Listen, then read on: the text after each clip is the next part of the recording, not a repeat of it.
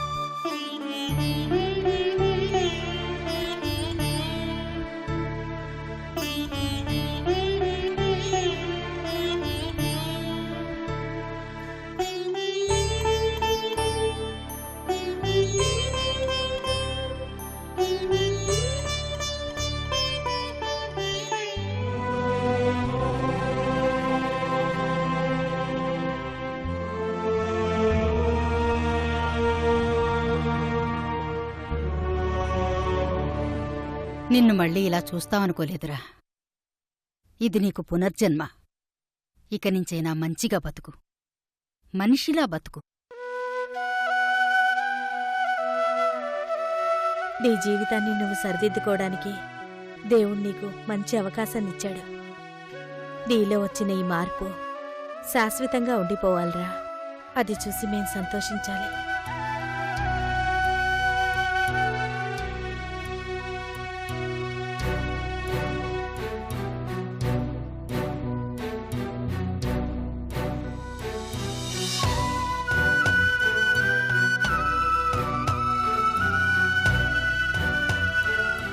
కన్న తల్లి ముందు ఈ ఇంట్లో నేను చేసిన ఎన్నో అరాచకాలు గుర్తొస్తుంటే నాకు సిగ్గనిపిస్తోందమ్మా.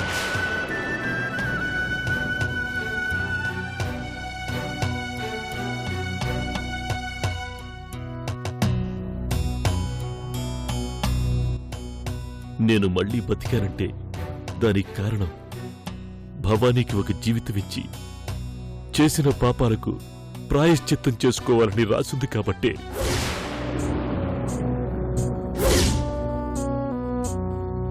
పాపం నా చేతిలో అన్నను కోల్పోయింది, తన జీవితాన్ని కోల్పోయింది.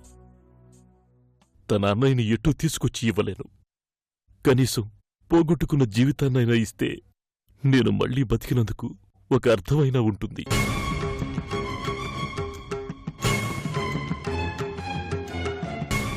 అదెప్పటికీ జరగదు.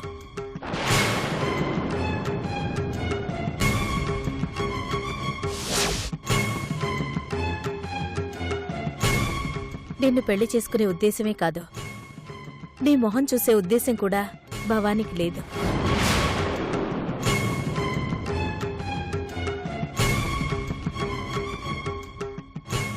ఎట్టి పరిస్థితుల్లోనూ నిన్ను చేసుకోదు. నీకు శిక్ష పడేంతవరకు వదిలిపెట్టను అంటూ అదే పంతంతో ఉంది. అరే, తనెందుకలా ఆలోచిస్తుంది? ఎన్ని రోజులు అలా పంతంతో ఉంటుంది? తను అనుకున్నంత మాత్రాన నాకు ఉరిశిక్ష పడిపోతుందా? నాకు తెలిసిన అడ్డదారుల్లో నేను బయటికి రాలేనా? ఏమోరా, ఎవరికి తెలుసు? ప్రతిసారి మీరనుకున్నట్టే జరుగుతుందని నమ్మకమేంటి? భవానీ మాటల్ని బట్టి చూస్తే ఈసారి నీకు పడబోయే శిక్ష గురించి తలుచుకుంటేనే నాకు భయమేస్తుందిరా.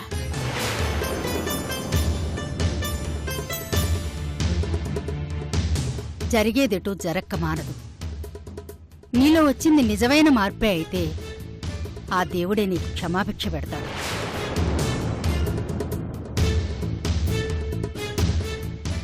ఆ అమ్మాయి జీవితానికి నువ్వు న్యాయం చెయ్యాలనుకుంటే మెడలో తాళి కట్టే చెయ్యనక్కర్లేదు, మరో రూపంలో కూడా చెయ్యొచ్చు.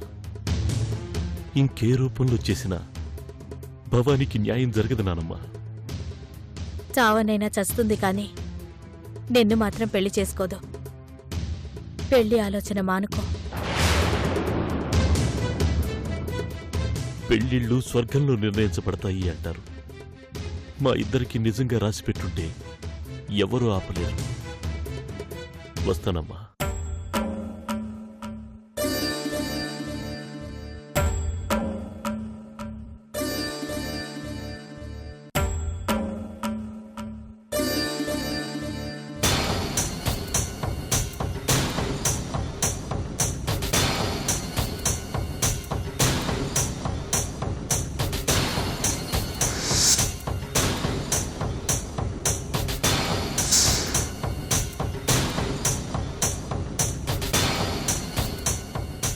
తండ్రినే కొడతామనుకోలేదురా.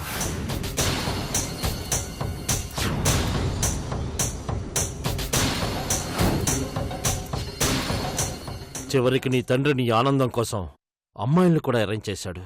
అలాంటి తండ్రిని సడన్ గా బుద్ధుళ్ళ మారిపోయి చేయి చేసుకుంటావా?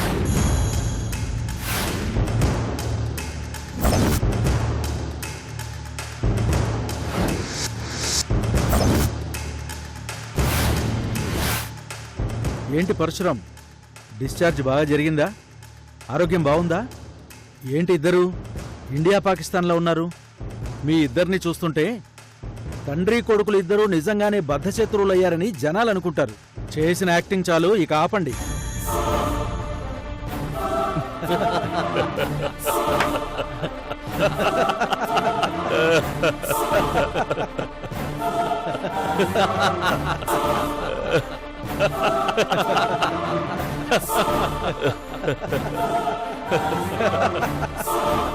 శభాషరా నాన్న, అదరగొట్టేశావు. మీ అమ్మ నిజంగానే నీ యాక్టింగ్కు పడిపోయింది. యాక్టింగులకు పడిపోవడం సంగతి సరే, మనం అనుకున్న మ్యాటర్ వర్కౌట్ అయిందా లేదా? అవ్వకుండా ఎలా ఉంటుంది లాయరు? నా కొడుకు వాళ్ళ అమ్మని ఆ భవానీ ఇంటికి పంపించి పెళ్లి ప్రపోజల్ పెట్టాడు. చెడిపోయిన ఆడదానిగా సొసైటీ చేత అనిపించుకోవడం కంటే చెరిపేసినోడినే కట్టుకుంటే మచ్చ తొలగిపోతుందని ఆ భవానీ చేత ఒప్పించుంటుంది. ఇంకే 2-3 రోజుల్లో రహస్యంగా ఎక్కడో చోట దండలు మార్పించేసి కోర్టులో సాక్ష్యం చెప్పడానికి వెళ్లకుండా ఆపేసి కేసు విత్డ్రా చేయించేశామంటే మన పని అయిపోతుంది. మొత్తానికి మీ వాడు ధైర్యవంతుడే. తల్లిని నానమని నమ్మించడానికి పాయిజన్ని నేనిచ్చిన డోస్ కన్నా 5 ml ఎక్కువే కలిపాడు. ఏమాత్రం తేడా వచ్చినా మీ వాడు బతికేవాడే కాదు. ఏంటన్నా, ఏంటి అలా ఉన్నావు? ప్లాన్ సక్సెస్ అయినందుకు సంతోషపడకుండా అలా మూడీగా ఉన్నావేంటి? ప్లాన్ సక్సెస్ కాలేదు, అట్టర్ ఫ్లాప్ అయ్యింది. ఏమైంది? ఆ భవానీ నన్ను పెళ్లి చేసుకోవడానికి ఎట్టి పరిస్థితుల్లోనూ ఒప్పుకోనంది. వెంటనే ఒప్పుకోకపోవచ్చు, తర్వాతైనా ఒప్పుకుంటుంది కదా. చావనైనా చస్తాను గాని వాణ్ణి మాత్రం పెళ్లి చేసుకోను, వాణ్ణి ఉరికంబం ఎక్కించేంత వరకు నిద్రపోను అంటూ శపథం చేసుకుని కూర్చుందట. ఎంత మేనేజ్ చేసినా వర్కౌట్ కాలేదు, కాదు కూడా. నా క్రిమినల్ బ్రెయిన్ కున్న అన్ని తెలివితేటలు వాడేశాను. అల్టిమేట్ వెపన్ కూడా యూజ్ చేసేసాను. ఇంకా నా వల్ల కాదు. నా బ్రెయిన్ హైకోర్టు రేంజే తప్ప సుప్రీంకోర్టు రేంజ్ కాదు.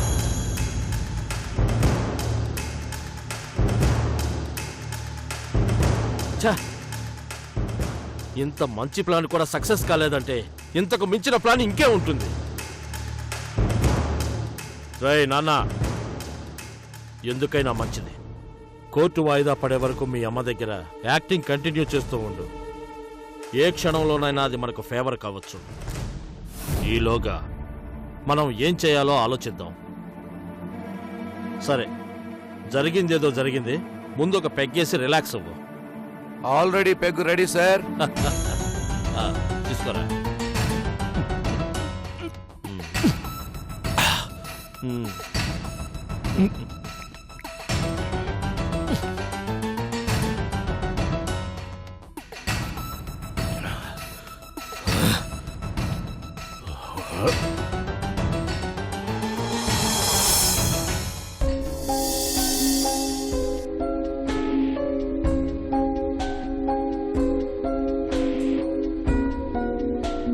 శుభమా అంటూ మంచి పని కోసం వెళ్తుంటే చెడిపోయిన మనిషి ఎదురొచ్చింది. అవును, చిచ్చి, ఇలాంటి వాళ్ళని వీధిలో ఉంచడమే పెద్ద తప్పు.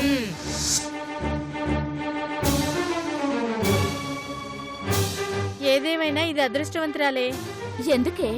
మనకు పెళ్ళయ్యి ఏ సరదాలు సంతోషాలు లేకపోయినా దీనికి పెళ్లి కాకుండానే అన్నీ జరిగిపోతున్నాయి.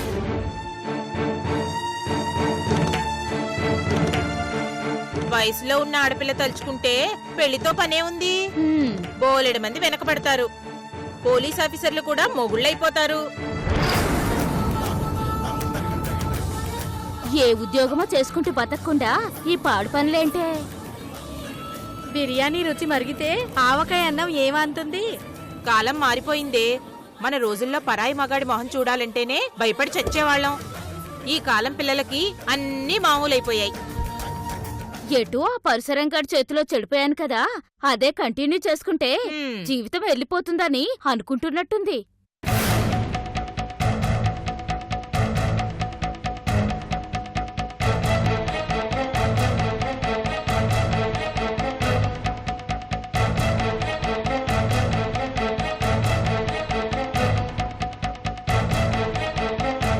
అడిగిన దానికి సమాధానం చెప్పకుండా లోపలికెళ్ళిపోతుందేంటి? సమాధానం నేను చెప్తాను. ఆ? నీ పేరేంటి? సరోజ. నీ పేరు?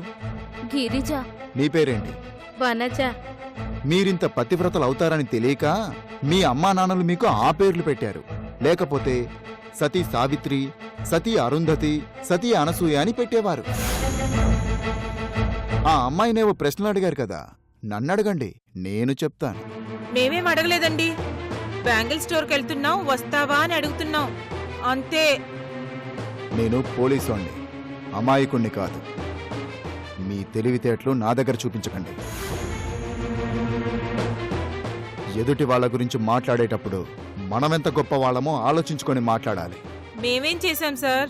మీరు ఎంత గొప్ప పతివ్రతలో నాకు తెలీదా? ఏం చూసారని అలా మాట్లాడుతున్నారు? మీ జీవితాల గురించి నాకు తెలియదనుకుంటున్నారా? మొగుడు ఆఫీస్కి వెళ్ళగానే ఎవడికి సైట్ కొడుతుందో, బ్యూటీ పార్లర్ కని చెప్పి ఎవడి బైకెక్కి వెళ్ళిపోతున్నారో, మొగుడు ఆఫీస్ నుంచి తిరిగొచ్చేసరికి ఎవరు ఎన్నెన్ని ఘనకార్యాలు చేస్తున్నారో చెప్పమంటారా? పంజాగుట్ట లాడ్జీలో ప్రియుడితో దొరికిపోయిన నువ్వు పతివ్రతలా మాట్లాడుతున్నావంటే చాలా ఆశ్చర్యంగా ఉందే. తెలిసి తప్పులు చేస్తున్న వాళ్ళు మీరు. తెలియక తప్పు జరిగిపోయింది ఆమెకి. తెలిసి మోసం చేస్తున్నది మీరు. తెలియక మోసపోయింది ఆ భవాని.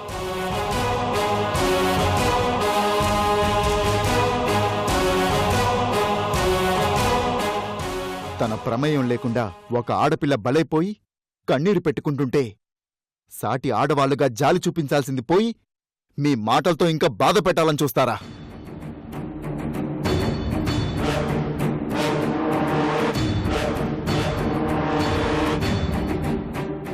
మీరు ఆ అమ్మాయి కంటే నిజాయితీ పరులు అనుకుంటున్నారా?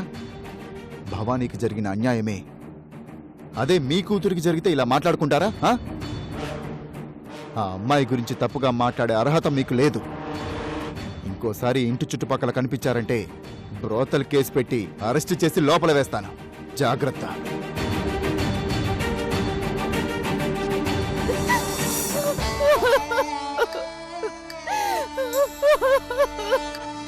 ఊరుకో తల్లి.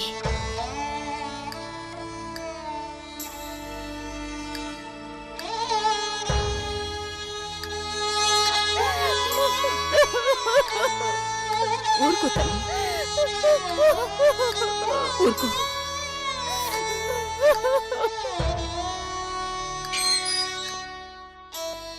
చూసావా ఎలా మాట్లాడుతున్నాడో? మరే సొంత పెళ్ళాం కన్నా ఎక్కువైపోయింది. ఏంటి ఇంకా మీటింగు?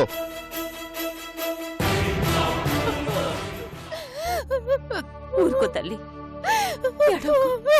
ఊరుకోమ్మా, ఊరుకో.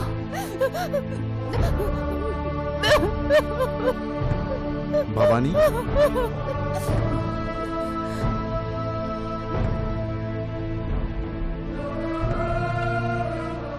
వాళ్ళు మమ్మల్ని బతకనివ్వరు బాబు. ఏదో ఒక రోజున మేమిద్దరం ఆత్మహత్య చేసుకుంటే చూసి సంతోషించాలనుకుంటున్నారు.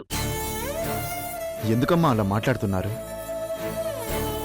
నా కూతురు అడుగు బయట పెట్టాలంటేనే భయపడుతోంది.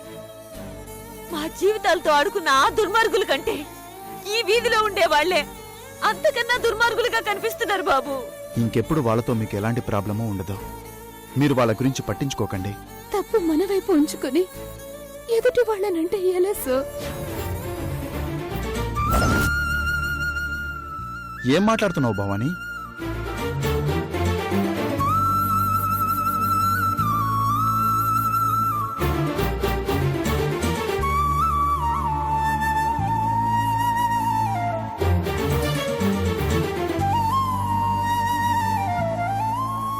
అవును సార్, నలుగురు నా గురించి 4 మాటలనే అవకాశాన్ని నేనే వాళ్ళకిస్తున్నాను.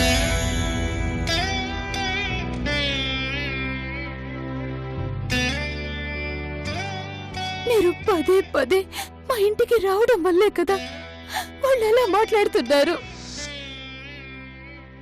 ఇందులో తప్పే ఉంది భవానీ. ఎందుకు లేదు సార్? ఒక పోలీస్ ఆఫీసర్ ఒక చెడిపోయిన అమ్మాయి ఇంటికి ఎందుకు రావాలి సార్?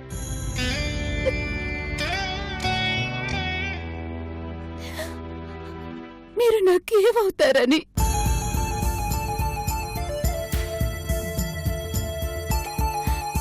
మీరు నా అన్న, తమ్ముడా?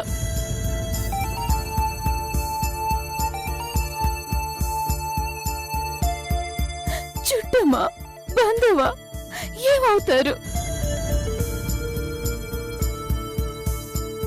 ఒక ఫ్రెండ్గా రాకూడదా భవానీ? సొంత అన్న చెల్లెళ్ళే రోడ్డు మీద వెళ్తుంటే తప్పుడు మాటలు మాట్లాడే సమాజం సార్ ఇది.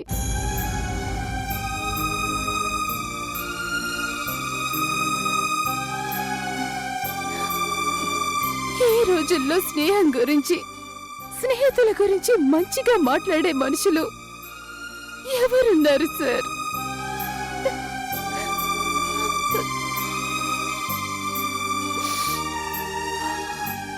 దయచేసి ఇంకెప్పుడు మా ఇంటికి రాకండి.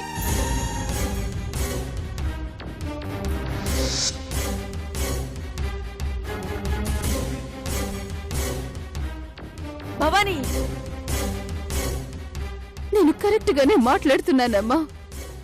నేనేం తొందరపడి నోరు జారడం లేదు.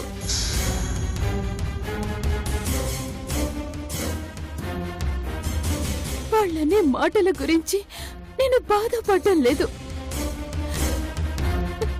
మీరు రావడం గురించి బాధపడుతున్నాను.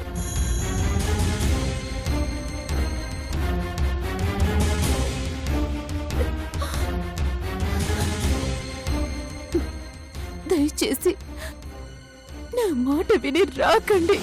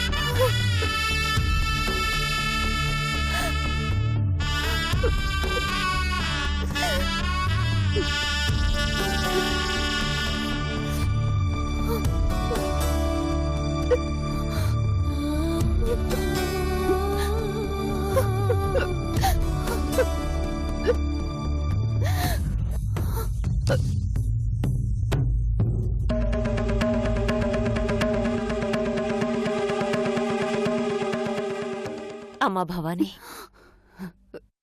మనకి నీడనిచ్చిన మనిషిని పట్టుకొని నువ్వు అలా అనడం నాకేం నచ్చలేదమ్మా.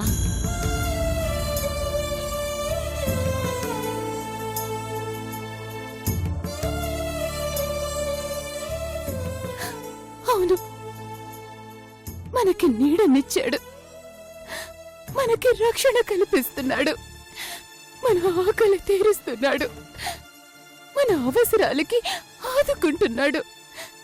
సంబంధం లేకపోయినా, మనం ఆయనకి ఏమీ కాకపోయినా మన కోసం ఎంతో చేస్తున్నాడు.